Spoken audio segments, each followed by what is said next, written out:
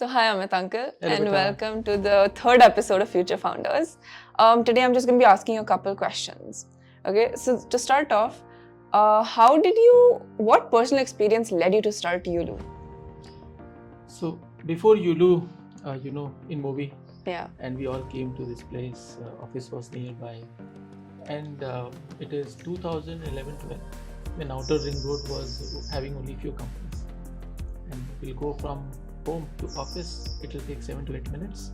Service road में जा सकते Yeah. थे,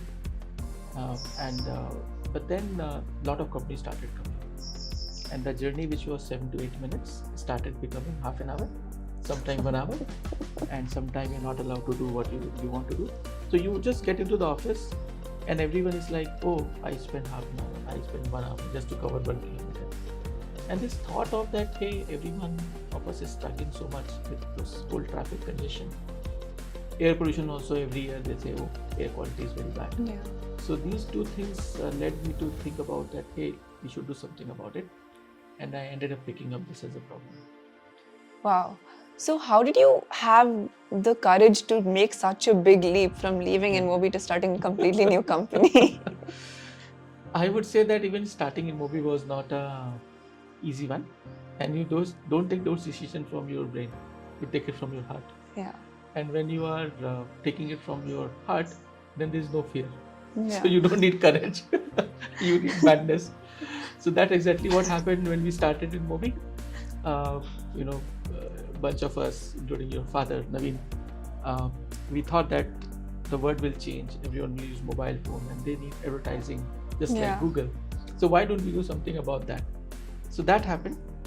And then Yulu was more about, I was turning 40 and I was like, okay, next decade, I put myself to something which I will not be able to do when I turn older.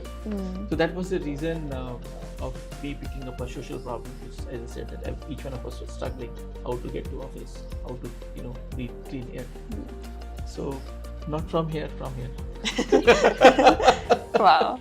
So how were there any changes that you had to make in the production of Yulu to make it so affordable for everyone in India?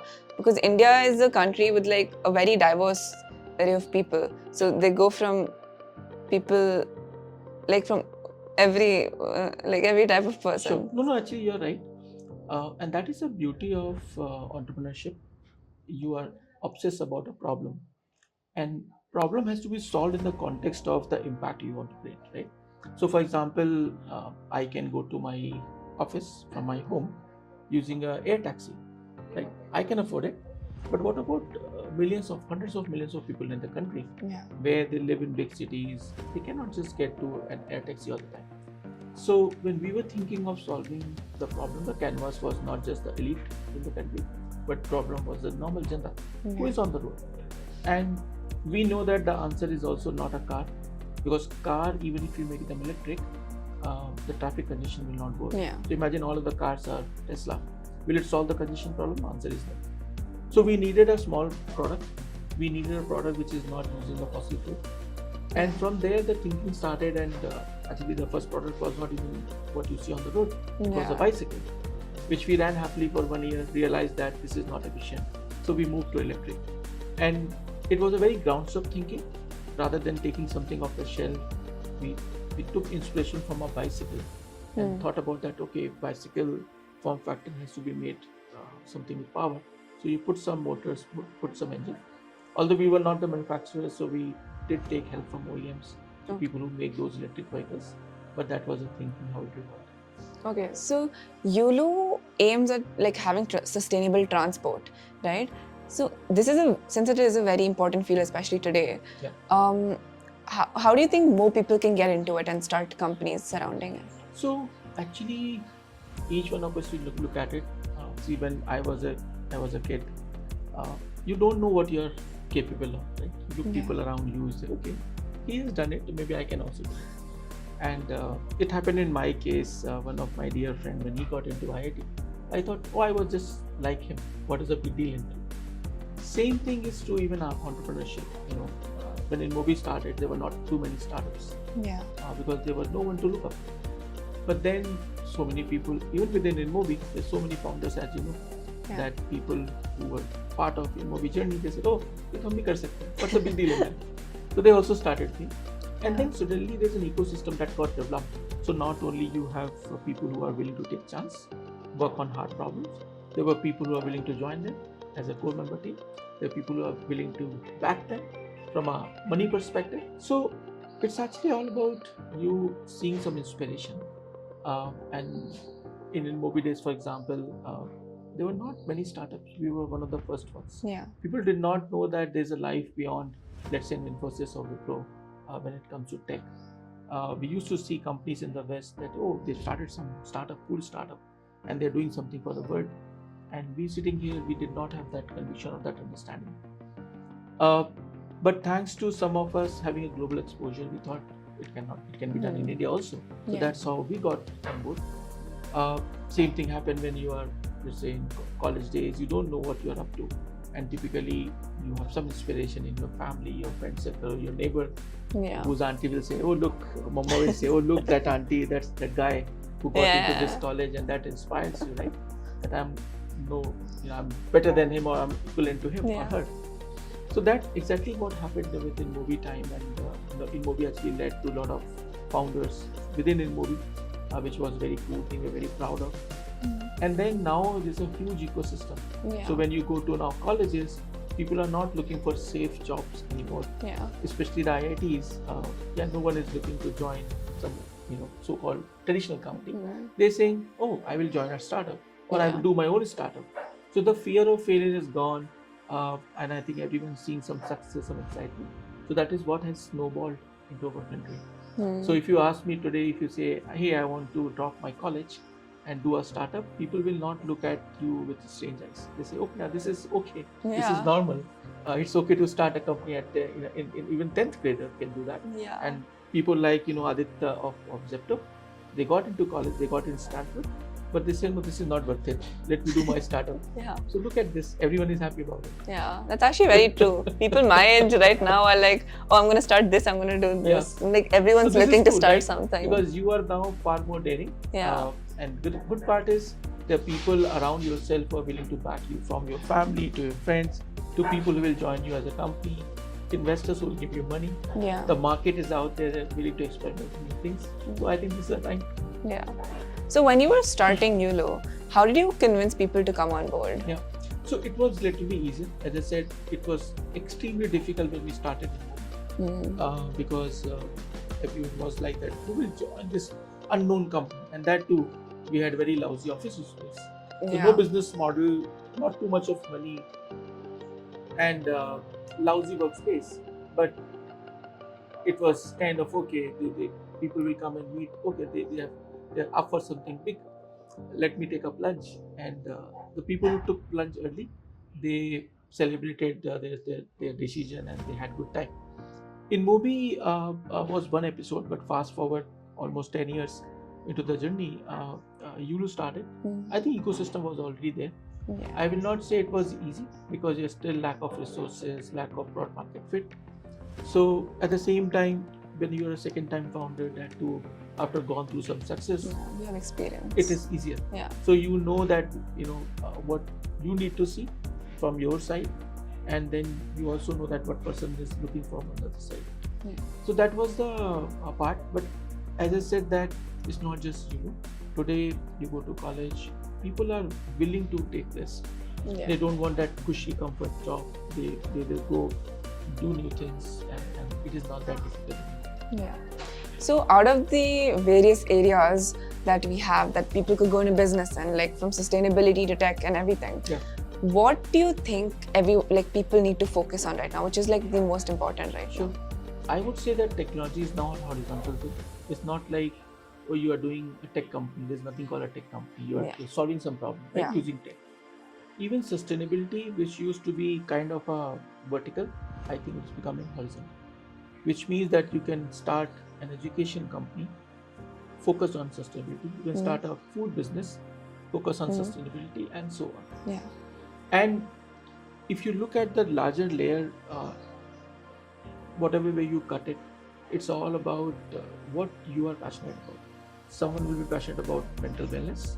Someone will say that I want to bring happiness to the farmers. Someone will say, I want people to be feeling young, energetic, and healthy. Yeah. So rather than you looking at those horizontal things, look for a problem and put yourself in that shoes and say, okay, if I am this person, how I would have reacted, what problem I would have solved. So look for that and let the technology, the AI, the blockchain, or the sustainability for that matter become your tools rather than you trying to become make a tool, which is by the way also very ambitious. Yeah. So OpenAI, as you know, has developed this new platform for AI, generative AI. So that's a platform under which you can do a lot of things. But making a platform on day one is a hard problem. Yeah. So rather than that, you pick up a problem and use existing platforms to solve it. Wow. Okay. So what recommendation would you have for high schoolers right now who intend to start businesses? First of all, very importantly, your board, your exam, your studies. In today's world, lot of distractions. Yeah. I would say study, at least in this age, is very important. Uh, and don't take that for granted, because what you learn right now, it's there with you forever. Yeah. So studies are very important. At the same time, there was a time when, let's say, I was a high schooler, when you did not have so many resources. I think there was also a lack of clarity in your head that, and this is what I can do, I should do. Even the option in front of you. When I was young, you had only 3 or 4 options. Right? You become engineer, you become doctor, you become CA. So depending on how good or bad you are with maths and science, you will pick up a stream. But this is not true anymore. Yeah. People are okay becoming a fitness coach. People are okay becoming a pet trainer. People are okay becoming a musician. And it is now accepted and celebrated both. One can make a career in whatever area they really want to do. Now coming back to what I really want you and your friends who are actually now not bound with any imaginary restriction. You are boundless. Think about the same problem, right? And maybe that you are not having the time right now because maybe the education is the foremost thing. But start thinking about that. Okay, this problem looks interesting, and if you have time and resources, you will jump on that. So start dreaming about that, because more your conviction is, more your clarity of thought is about that problem, it will help you a lot. And I know some of you will say, heck it, I am ready. I am willing to take a plunge, even my 11th grade or 12th grade or for that matter college time. Let it be. Let it be a natural thing rather than, oh, you have a timeline, you are being hammered. You don't have any pressure from anyone. It's your own choice and your own journey. So take it from that lens. You don't have to jump for the heck of it to prove to someone, but do it because you really love it. And that excitement, that clarity will happen when you start dreaming about it. Okay, let me solve the water problem, for example, my favorite one. That we will all run out of water. Like, look at our city. We are lack of water, drinking water, and we are flooding. Yeah, And solution is very simple, by the way. You just have to capture the rainwater, put it in the right place, right? But someone has to do it. So let that person be you. Why not? We'll see. Why not? Why not? Or your audience. Yeah. Absolutely, why not? Definitely. Okay, so now we have another section. It's the rapid fire section. So in this, you just answer like one word answers. We'll try. Yeah, okay. So when you were in school, which was your least favorite and favorite subject? I think history was my least favorite. Maybe I never understood the importance. I actually understand. I think it is a great subject now. Favorite one was maths. What was your dream job as a child? Actually, in my age, being a pilot was the hottest thing. You're actually the second person to say this. That was the most aspirational thing. Yeah. What was your nickname in college? Gopi. Why? Maybe from Gupta, and there's some other stories hidden. Okay. What's one thing that you do to relax? I enjoy spending time with the family, and music is also my pain. You play music? Not play, but listen. Oh. Name one thing that you would want to undo from the past. Actually, to be very honest, I believe that I would have been a better sports person.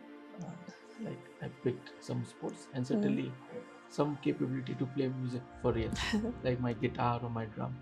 So that is my still to-do list. Maybe when I have some time, Hmm. I'll pick up. You can that. still do those. I know. Yeah. I'm just lazy. Okay. And final question: What do you think? What is the one thing that you think correlates to success? It means different thing to different people, but I think hard work and staying on the crease, as we say, perseverance. These two things will get you success someday, and it'll happen for sure. Okay. Thank you so much for this.